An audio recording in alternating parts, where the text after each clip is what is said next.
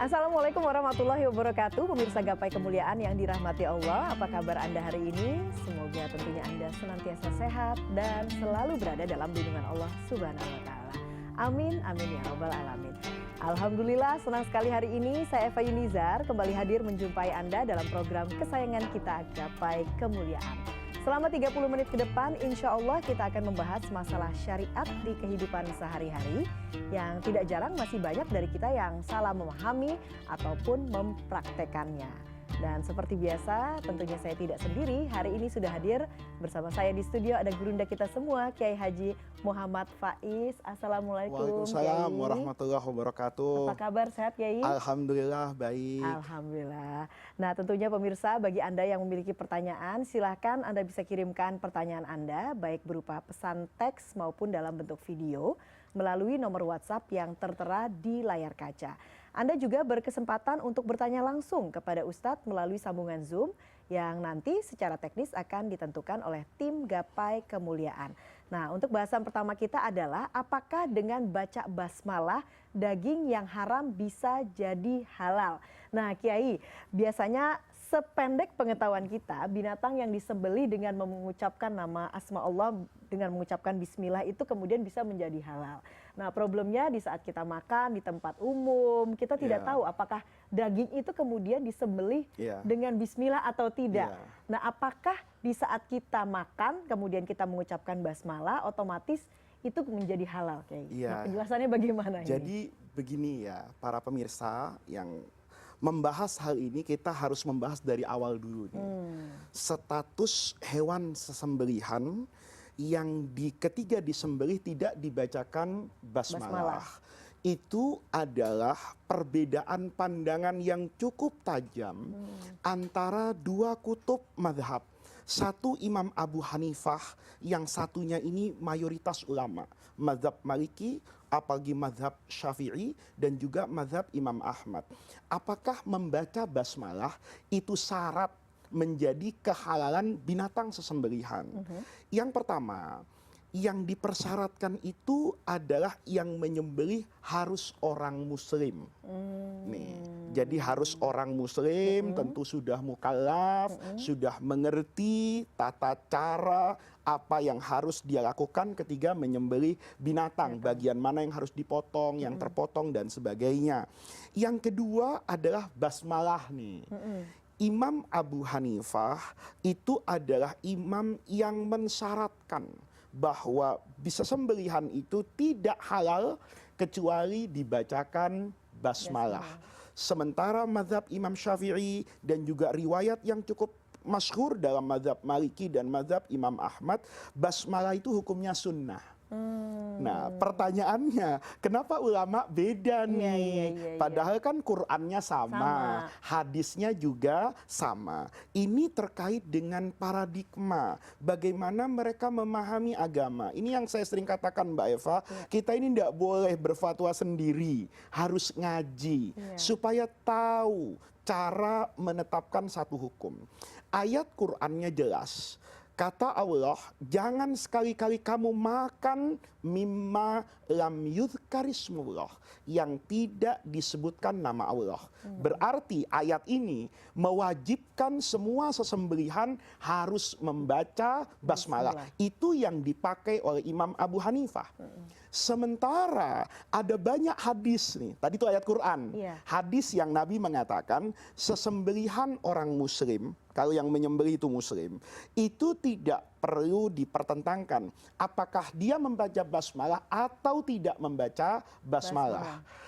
Kemudian yang juga disebut oleh Mbak Eva tadi itu adalah kasus ketika Ummul Mukminin Aisyah dapat daging hadiah dari orang. Kata Aisyah, Ummul Mukminin radhiyallahu anha, suamiku, ada orang kasih kita daging. Saya nggak tahu nih dibaca basmalah atau enggak. Maka Nabi bukan konsen pada bacaan basmalahnya, tapi Nabi nanya, yang ngasih hadiah siapa? Orang muslim. Nah, kalau sudah muslim yang memberi dan mayoritas di Madinah itu orang muslim yang menyembelih, kata Nabi, sudahlah, bacalah kalian basmalah, makan. Nah, oleh karena itu, kalau kita runtun pada yang mazhab Imam Syafi'i, basmalah itu hukumnya sunnah. Kenapa? Imam Syafi'i itu menerima dua dalil ini. Ayat Qur'annya dipakai, hadisnya juga dipakai ini. Iya. Kenapa? Karena kata Imam Syafi'i bahwa ayat Quran yang dalam ilmu usul fikih statusnya qad'i itu boleh ditaksis, dikecualikan dengan dalil hadis ahad yang bersifat dhonni. Imam Abu Hanifah enggak, mainnya kuat-kuatan. Kata Imam Abu Hanifah, Quran ini kan yang diketahui oleh orang banyak.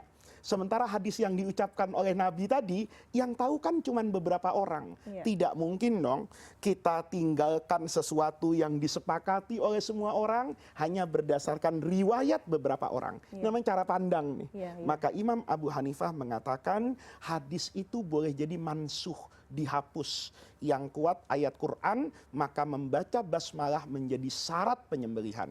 Imam Abu Hanifah mengatakan enggak. Itu Allah memerintahkan kepada kita bahwa setiap menyembelih dan melakukan apapun jangan lupa baca basmalah. Iya. Tetapi status hukumnya menjadi sunnah karena ada hadis lain yang secara implisit tidak mempersoalkan kewajiban baca basmalah. Nah, itu yang terkait dengan pemotongan hewan yang dagingnya kita konsumsi dibaca basmalah atau tidak. Kalau kemudian apakah dengan membaca basmalah yang haram itu bisa jadi halal? Jawabannya tidak. Tetapi kalau Anda ingin mendapatkan afdholiyah dan syaratnya satu, daging yang Anda konsumsi itu Anda yakini yang menyembelih adalah muslim. Tetapi Anda tidak yakin apakah dia membaca basmalah atau tidak baca basmalah, maka saat Anda mengkonsumsi, Anda boleh membaca basmalah bukan dalam konteks menghalalkan yang haram, tetapi mengejar keutamaan bacaan basmalah yang tidak bergantung keabsahan halal dan haramnya binatang yang kita konsumsi. Oke, menarik. Baik, kita akan lanjutkan lagi Kiai, tapi kita harus break dulu. Nah, pada segmen selanjutnya kita akan sama-sama membahas ini tentang apakah benar kita dianjurkan, ini masih terkait binatang ini ya, membunuh cicak. Nah, lalu bagaimana kalau kita tidak merasa terganggu dengan kehadiran hewan tersebut? Kita akan bahas di segmen berikutnya. Jangan kemana-mana, Gapai Kemuliaan akan kembali sesaat lagi.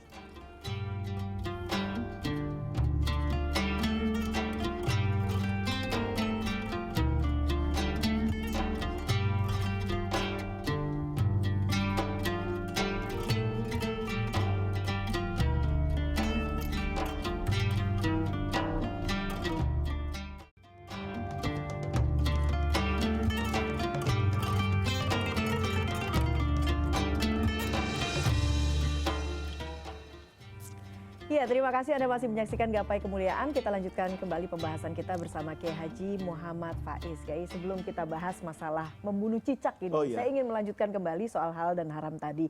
Kalau misalnya kita kemudian lagi di luar negeri begitu ya, kan itu kan mungkin kalau di Indonesia mayoritas penduduk muslim, sehingga kita yakin yang menyembelih itu adalah muslim. Nah, itu bagaimana Kiai untuk kita memastikan bahwa makanan yang kita konsumsi ini halal? Yang pertama, dalam menentukan halal dan haram dalam kasus seperti itu perasaan kita loh. Kalau saya ragu, maka perintah agama ma yuribuka, tinggalkan apa yang mendatangkan keraguan-raguan. Jadi kalau saya ragu nih, ini halal apa haram, maka bagian dari puncak keberagamaan saya katakan ini saya tinggalkan. Berarti ketika saya ragu daging ini halal apa haram, ya gantilah konsumsi ikan. Karena ikan itu kan tidak ada yang halal dan tidak ada yang haram misalnya. Nah, itu yang pertama. Yang kedua, kalau kita berada di negara yang misalnya bukan mayoritas muslim, hari ini itu yang namanya sertifikasi halal itu sudah menjadi tren. Karena ini berkaitan dengan bisnis. Karena banyak sekali orang muslim itu berwisata. Kayak misalnya ke saudara-saudara kita yang ada di Thailand. Itu rumah makannya itu sudah banyak juga kok yang memberikan sertifikat dari lembaga resmi bahwa ini adalah halal. Kalau kita memang tidak bisa mendapatkan kepastian itu, kemudian di kota itu tidak ada asosiasi muslim misalnya yang peduli, atau bisa kita tanya. Saya dulu pertama kali ketika ke Australia, itu kebetulan ada banyak kawan-kawan kan punya asosiasi. Kita tanya dulu kan, kalau saya mau makan steak nih di mana? Waktu itu tren halal belum belum seperti hari ini ya. Maka kemudian teman-teman kasih tahu, itu di sana itu halal. Saya tanya dulu kan, halalnya dari mana? Dia katakan bahwa dia sudah bertanya kepada pemilik restoran itu sumber dagingnya. Oke. Nah, dia dikasih tahu dia ngambil dari peternak hewan di daerah ini, kemudian dia visit dan melihat, atau di pemotongannya sudah ada sertifikat halalnya. Jadi jangan kita bayangkan bahwa kayak di Australia, di Denmark misalnya, itu nggak ada. Oh, itu justru mereka punya kepedulian yang luar biasa dalam standar halal ya. Mana binatang yang dipotong sesuai standar halal, mana yang tidak, itu terpisah dan bisa dia lakukan audit ya. Ada nomor-nomornya kayak nicknya gitu ya. Nah, itu menjadikan kita kemudian merasa yakin atas petunjuk dari kawan muslim yang ada di sana. Kalau betul-betul tidak bisa mendapatkan itu ya tinggalkan. Oke, nah Kiai tadi bicara soal steak ini ya, soal daging. Oh Nah, iya. sekarang kan juga sedang tren gitu ya, makan daging yang kemudian sapinya diberikan anggur misalnya, atau apa. Misalnya Nah, kayak itu wagyu misalnya ya, dikasih wagyu. minuman Nah, Jepang apa sake ya sake. Nah, misalnya. itu halal atau haram Itu sebetulnya? halal tapi dengan menggunakan konsep dalam fikih yang namanya jalalah. Jalalah itu adalah binatang yang mengkonsumsi sesuatu yang tidak boleh kalau itu dikonsumsi manusia, misalnya bangkai atau kotoran, misalnya ikan. Maka secara fikih binatang itu tetap boleh kita makan, tetapi dikarantina dulu. Gitu loh, dalam rentang waktu 3 hari 3 malam misalnya, atau 1 hari 1 malam. Setelah itu boleh kita konsumsi. Oke, baik-baik. Nah, sekarang kita masuk ke hewan lain ini Kiai ya. Tadi yang sempat saya sedikit singgung sebelum kita break, kita bahas soal cicak. Ini banyak kemudian yang beredar artikel yang menganjurkan untuk membunuh cicak bahkan dan juga tokek. Bahkan sampai sejauh kalau kita membunuh cicak itu berpahala. Nah, itu bagaimana sebetulnya itu kalau penjelasannya, Kiai? bicara terkait dengan hadis, hadisnya benar semua. Hadisnya sahih dan itu dipegang oleh semua ulama. Cuma yang berbeda itu kan cara memahaminya. Nah, yang pertama nih para pemirsa, kata atau diksi yang digunakan oleh Rasulullah SAW dalam banyak hadis itu adalah al-wazagh. Al-wazagh itu apakah tokek dan cicak, apakah itu sebatas tokek saja? Itu ulama berbeda pandangan. Kelompok yang pertama mengatakan ini tokek dan sebangsanya, termasuk cicak. Ada yang mengatakan tidak, karena tokek itu dalam bahasa Arabnya tidak menggunakan kata al-wazagh. Al-wazagh itu dipersempit pada tokek. Apapun itu, Nabi itu memang memerintahkan. Amarol, Rasulullah itu memerintahkan seseorang untuk membunuh tokek. Ya. Kemudian ada hadis lain ini, ya, ditanya kenapa ya Rasulullah? Kata Nabi, karena dulu tokek ini ikut meniup api yang membakar Nabi Ibrahim. Nah, ini yang perlu kita luruskan pemahamannya. Ulama kemudian, guru-guru saya misalnya ketika saya ngaji hadis ini di Mesir misalnya, itu tidak kemudian mengatakan tokek itu harus selalu dibunuh, atau kami para muridnya dijadikan pasukan pemburu tokek. Nah, ini penting loh dalam memahami agama. Artinya gimana Mbak Eva? Ada perintah, tetapi kita tidak kemudian mendapatkan riwayat ada sahabat yang mengambil spesialisasi, karena ini dijanjikan pahala juga oleh Rasulullah ya. Kemudian spesialis, udah saya nyari pahalanya nggak traweh deh, ngapain nyari tokek?